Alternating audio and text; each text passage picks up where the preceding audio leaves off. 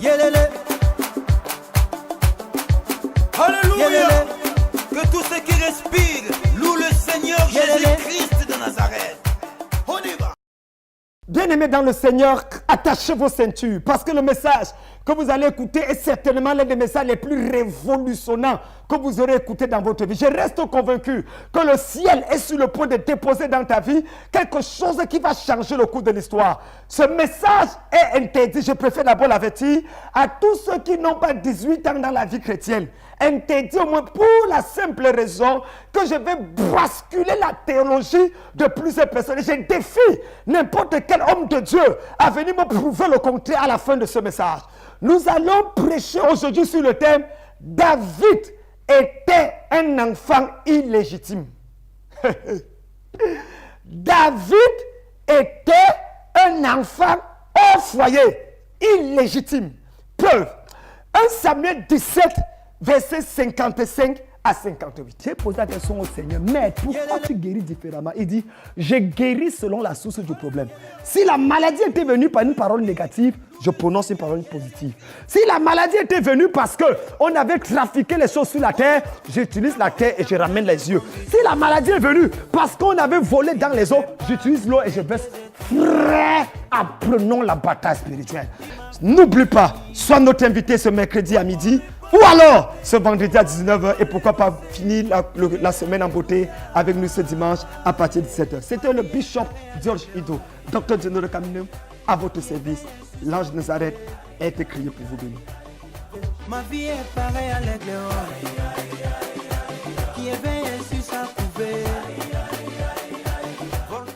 1 Samuel 17, verset 55 à 58. Il est écrit, lorsque Saül avait vu David marcher à la rencontre du Philistin, il avait dit à Abner, chef de l'armée, de qui ce jeune homme est-il fils? Abner. Et Abner répondit, aussi vrai que ton âme est vivante, au roi, je l'ignore. Informe-toi donc de ce qui ce jeune homme est fils, dit le roi. Et quand David fut de retour, après avoir tué le Philistin, Abner le prit et le mena devant Saül. David avait à la main la tête du Philistin. Verset 58. Saül lui dit, de qui es-tu fils, jeune homme? Et David répondit, je suis le fils de ton serviteur Isaïe, Bethlémite. Il y a des passages quand vous lisez dans la Bible, vous vous posez la question de savoir si en réalité la Bible n'a pas de confusion quelque part. Il faut avoir une maîtrise en exégèse et en herméneutique pour être capable de ressortir la révélation dans la confusion. Il faut être capable, au travers de l'inspiration de Dieu et de la compréhension de l'hébreu, du grec et de l'araméen, de pouvoir sortir sa propre interprétation de l'écriture en conformité avec plusieurs références et autres passages. Car la Bible est son meilleur interprète.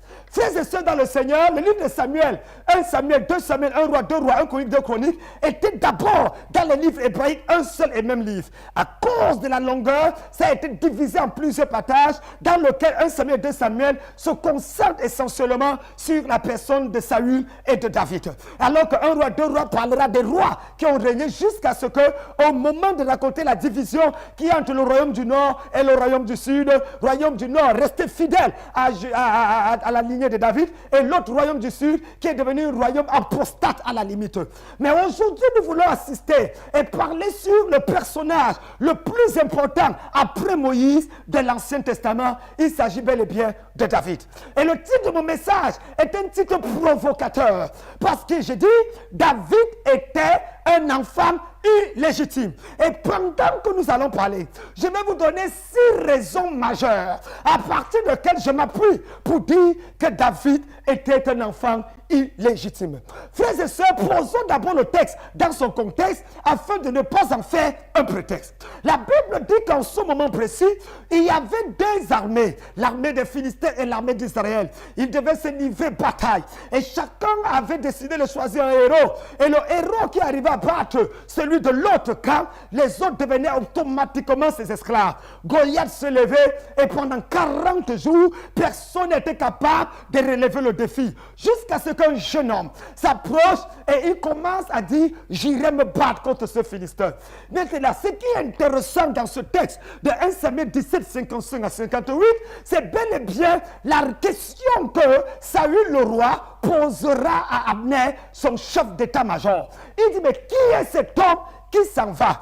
Quand David alla lutter contre les Philistins, contre Goliath, Saül dit à Abner, chef de son armée, qui est cet homme qui part là-bas pour lutter contre Goliath? Et Abner dit, je ne sais pas. Ah! Ce qui est intéressant, c'est que un chapitre avant, le chapitre 16, l'esprit démoniaque avait possédé Saül. Et quand l'esprit démoniaque a possédé Saül, les gens ont dit à Saül, la seule manière d'être délivré de l'esprit démoniaque, c'est qu'on trouve quelqu'un qui sait louer l'Éternel. Et quand il va chanter, célébrer et louer Dieu, alors l'esprit va partir. Et ils ont dit qu'on a trouvé quelqu'un qui s'appelle David.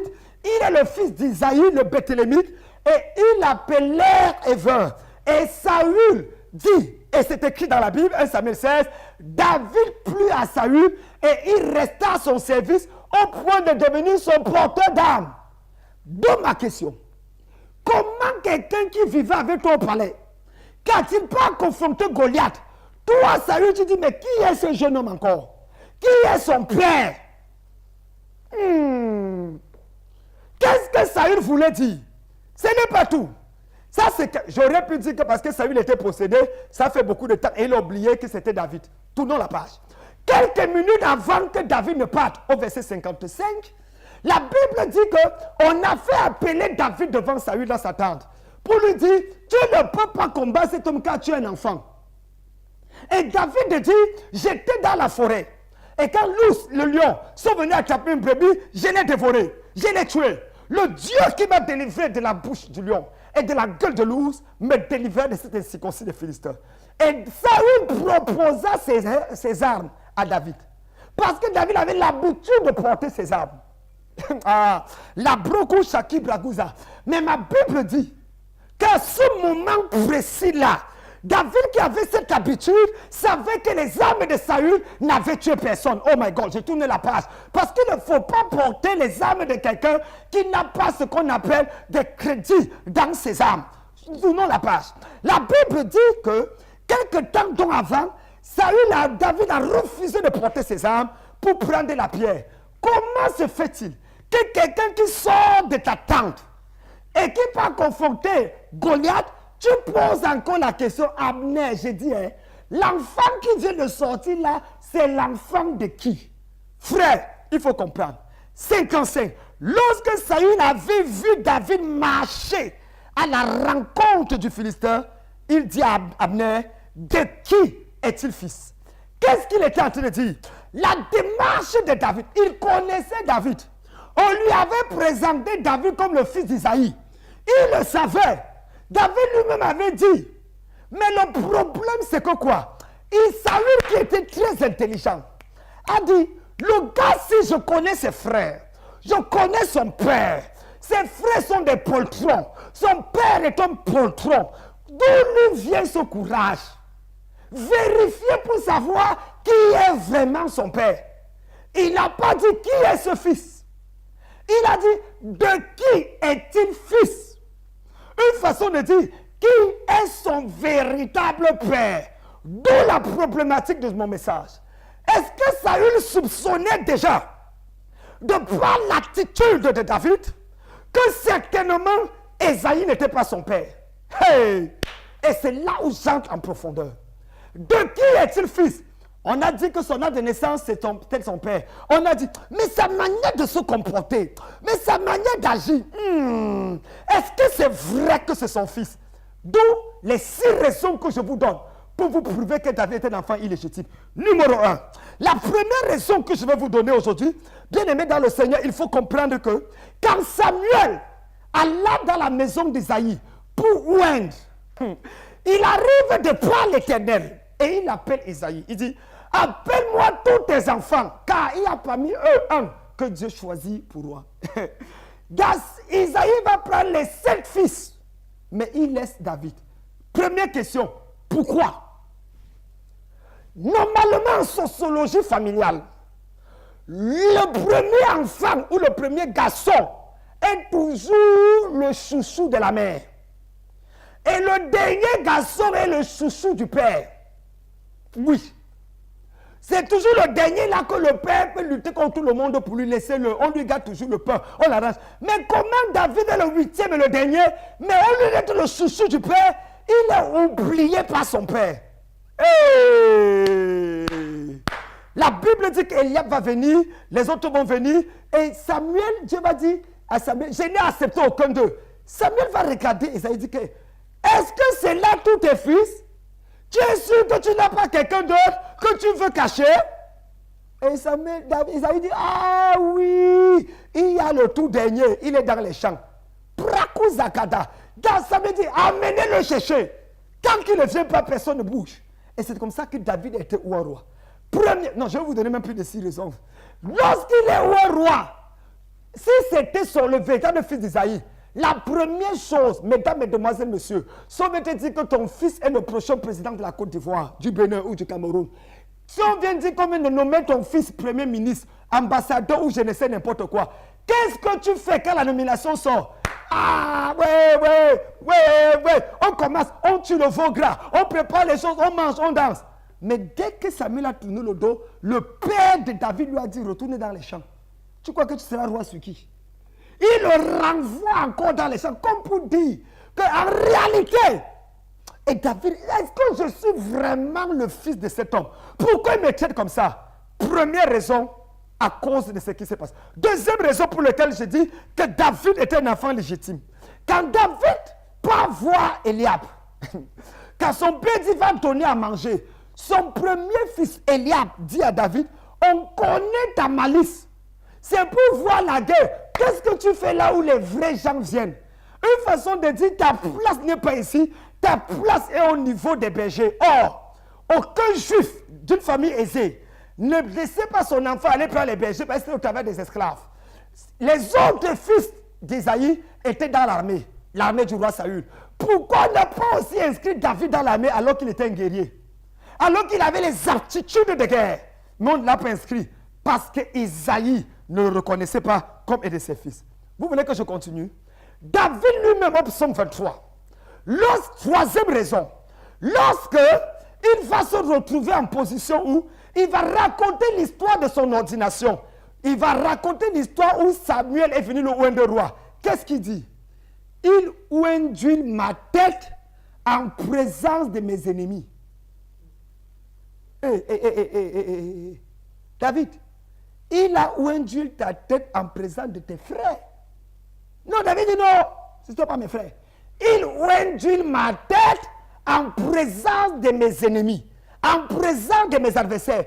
Pourquoi David, et nous savons tous que dans 1 Samuel 16, David a été en présence de ses frères, mais David ne les appelle pas ses frères.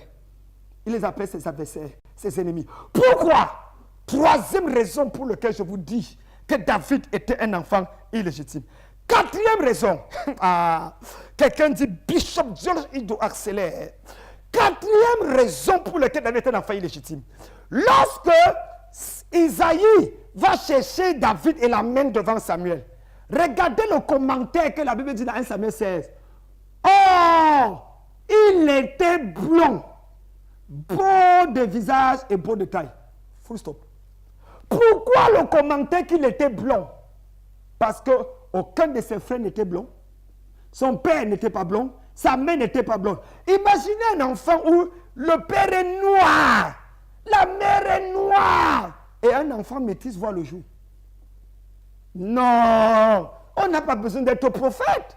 On va certainement se rendre compte qu'il y a un problème quelque part. L'un des enfants, l'un des parents a triché. C'est ce qui s'est passé. La Bible dit, oh, virgule, il était blond. Oh, présentation de David, il était blond. Pourquoi ces précisions? Parce qu'il ne ressemblait à aucun des enfants d'Isaïe. D'où la prescription. Quatrième raison, le physique de David prouve qu'il était un enfant illégitime. Cinquième, la Bible dit, quand David va commettre le péché avec Bathsheba, oh my God, il va confesser le péché au psaume 51. Et arrivé au psaume 51, voici ce que David va dire. Il vient de confesser le péché, il vient dire à Dieu que vraiment, je suis tombé dans l'adultère avec Bathsheba. Voilà que tu envoies Nathan me juger. Regardez la prière de David. Il dit que, psaume 51, verset 7, voici, je suis né dans le péché et ma mère m'a conçu dans l'iniquité. Je suis né dans l'iniquité, ma mère m'a conçu dans le péché. Point. Regardez-moi. Aucun enfant né d'un père et d'une mère légalement mariés ne peut dire qu'il est né dans le péché. Pour que tu sois né dans le péché, il faut que l'un des deux ait triché. Et le contexte justifie ce que je dis parce qu'il parle d'une adultère qu'il a commis. Il a train de confesser. Il a train de dire à Dieu, c'est qui tu vois que j'ai fait là? C'est depuis le temps de ma mère. Moi-même, je t'ai conçu comme ça. C'est pour ça que je suis toujours en train de vouloir tout, à gauche, à droite. Parce que c'est dans mon sang. Il est en train d'expliquer la raison pour laquelle il est là. Frère, écoutez-moi bien. Et c'est la raison pour laquelle, frère, je veux vous dire une vérité tout à l'heure. Cinquième raison, c'est quoi? C'est que David se retrouve dans cette situation. Et puis d'ailleurs, je me suis posé la question de savoir pourquoi est-ce que David se retrouve et a prié quand l'enfant est mort. David a intercédé. Et qui a succédé à David? Ce n'est pas l'enfant de l'adultère, la femme adultère. Ce n'est pas Salomon, Jédija, Bathsheba. Pourquoi David a tant aimé Bathsheba au point de donner à Salomon l'héritage? Parce que Salomon est né presque dans les mêmes conditions que lui, avec la femme de quelqu'un d'autre. Et il s'est rendu compte. Sixième et dernier point. Vous savez pourquoi on appelle Jésus, Matthieu chapitre 1, verset 1, généalogie de Jésus, fils de David, fils d'Abraham. Ça, c'est un passage qui m'a troublé. On devait dire normalement, Matthieu 1, verset 1, généalogie de Jésus, fils d'Abraham, et ensuite fils, parce qu'Abraham a vécu avant David. Mais pourquoi on dit fils de David d'abord, avant de dire fils d'Abraham? Parce que Jésus n'a jamais été appelé fils d'Abraham. Il a toujours été appelé fils de David. C'est son nom le plus célèbre. Par rapport à un homme de l'Ancien Testament, le fils de David. Hosanna au fils de David. Pourquoi? Parce que David et Jésus ont connu leur père trop tard. Quand Jésus est né, on savait que c'était le père de Joseph. Jusqu'à ce qu'une voix se fait entendre du ciel. Celui-ci est mon fils bien-aimé. En fait, ce n'est pas le produit de tel, c'est un enfant, que c'est le fils de Dieu. Donc, frère, même chose pour David. D'où ma préoccupation. Si David était un enfant illégitime, qu'est-ce que cela implique? Simple. Je parle à toute personne qui pense qu'il est diminué parce qu'il est né au foyer. Je parle à toute personne qui pense que parce que les situations de sa famille n'étaient pas correctes, sa vie est finie. Non. Les dégâts de ton passé n'arrêteront pas ton avenir. Oh! Je tiens à te rappeler que l'arrière-grand-père de David s'appelait Boaz. Et il avait épousé une juive. Il avait épousé une moabite qui s'appelait Ruth. Donc dans la lignée, il y avait toujours quelque chose. Et j'ai envie de prophétiser. Ma soeur, mon frère, ne laisse pas quelqu'un te dire que parce que tu es né bizarrement, parce qu'on t'a rejeté, parce que les autres t'ont abandonné, ton avenir ne peut pas briller. Je me suis rendu compte que parfois Dieu utilise les personnes qu'on a rejetées, abandonnées. Tu n'es pas le produit d'un accident sexuel. Tu es le produit de la conception de Dieu. Même si ton père ne te voulait pas, même si ta mère ne te voulait pas, Dieu lui te voulait. Il avait prévu quelque chose pour toi. Je vais prier pour toi aujourd'hui. Je ne sais pas à qui je parle. Tu traverses des moments difficiles. Tu te dis que je suis illégitime. Non, les choses ne marchent pas. Je ne suis pas né comme les autres. Je n'ai pas eu l'avantage des autres. Je n'ai pas eu... mes parents n'avaient pas l'argent comme les autres. Je n'ai pas prospéré comme les autres. Arrête ça. Il y a un Dieu au ciel. Il est le Dieu des orphelins. Il est le Dieu des bâtards. Il est le Dieu des illégitimes. Lorsqu'il entre dans ta vie prend un coup. Lorsqu'il entre dans ta vie, tu prends de l'avance. Et je prie au nom de Jésus, que Jésus de Nazareth, le Dieu des abandonnés, Jésus de Nazareth, le Dieu des délaissés, qu'il intervienne dans ta vie pendant que je prie au nom de Jésus. Je prie pour quelqu'un aujourd'hui, que la main de Dieu soit sur toi, que la puissance de Dieu te localise. Je ne sais pas à qui je parle. Oh, on t'a abandonné, rejeté. On a dit que rien de bon ne peut sortir de toi. À partir de ce soir, je déclare, le ciel est ouvert sur ta vie. Le ciel est ouvert sur ta vie. Même si on t'a déclaré illégitime, il y a un projet que Dieu a pour toi. Il dit, je connais les projets que je formais pour toi. Projet de paix et non de malheur, pour te donner l'avenir de l'espérance. Reçois la faveur de Dieu. Reçois la grâce de Dieu. Je déclare que cette semaine ne finit pas. Tu verras la main de Dieu sur ta vie. Ce qu'on a dit que tu ne peux pas faire, tu vas le faire. Là, on a dit que tu ne peux pas entrer. Je te pousse à entrer là-bas. Je te pousse à entrer là-bas. Reçois la grâce de Dieu au nom de Jésus-Christ. Amen. J'ai posé la question au Seigneur, mais pourquoi tu guéris différemment? Il dit, je guéris selon la source du problème. Si la maladie était venue par une parole négative, je prononce une parole positive. Si la maladie était venue parce qu'on avait trafiqué les choses sur la terre, j'utilise la terre et je ramène les yeux. Si la maladie est venue parce qu'on avait volé dans les eaux, j'utilise l'eau et je baisse. Frère, apprenons la bataille spirituelle. N'oublie pas, sois notre invité ce mercredi à midi. Ou alors, ce vendredi à 19h, et pourquoi pas finir la semaine en beauté avec nous ce dimanche à partir de 17h. C'était le Bishop George Ido, Dr. General Caminum, à votre service. L'ange de Nazareth a été créé pour vous bénir. Ma vie est pareille à l'aigle qui éveille sur sa couvée. Extraordinaire, n'est-ce pas? David était un enfant illégitime, mais il a réussi à changer l'histoire. Mon frère, ma soeur, ne laisse personne te dire que tu ne peux pas à cause de tes erreurs du passé. Tu es divorcé, on a dit Dieu ne peut pas t'utiliser, ce sont des histoires. Dieu peut t'utiliser. On t'a rejeté, abandonné. Tu es un enfant qui ne connaît pas son père, sa mère, ça t'a rabaissé. Dieu est ton père, lève-toi et réjouis-toi. Je voudrais bénir le Seigneur pour ce moment exceptionnel. N'oubliez pas, ce mercredi à partir de midi, nous avons notre culte de l'exaucement de midi à 14h. Quel que soit l'endroit où vous êtes, quittez votre lieu de travail. Venez prier avec moi du côté de Bonoumain, vers Abidjan Mall, ici là. Appelez à ce numéro et nous allons prier avec vous. Le vendredi, de 19h à 20h45, venez célébrer Dieu avec nous ici toujours. Et n'oubliez pas ce dimanche, c'est un dimanche spécial. Un dimanche spécial, dimanche anniversaire, avec le général de Dieu, le Bishop George Ido, Dr. Junodo Kamdemnunga. Mesdames, Mesdemoiselles, Messieurs, au plaisir de vous voir tous les mardis à 14h15. Les mercredis à 20h, les jeudis à 14h15, les vendredis à 21h et en rediffusion tous les mercredis, jeudi, vendredi à 5h. Je suis votre homme serviteur et merci de rester fidèle et connecté à la mission royale Ange de Nazareth, le lieu où l'esclave devient roi. Que Dieu vous bénisse. Yelele. Alléluia. Que tous ceux qui respirent louent le Seigneur Jésus-Christ de Nazareth. On y va. L'Éternel conduit son peuple haut. Il n'y avait pas des dieux étrangers.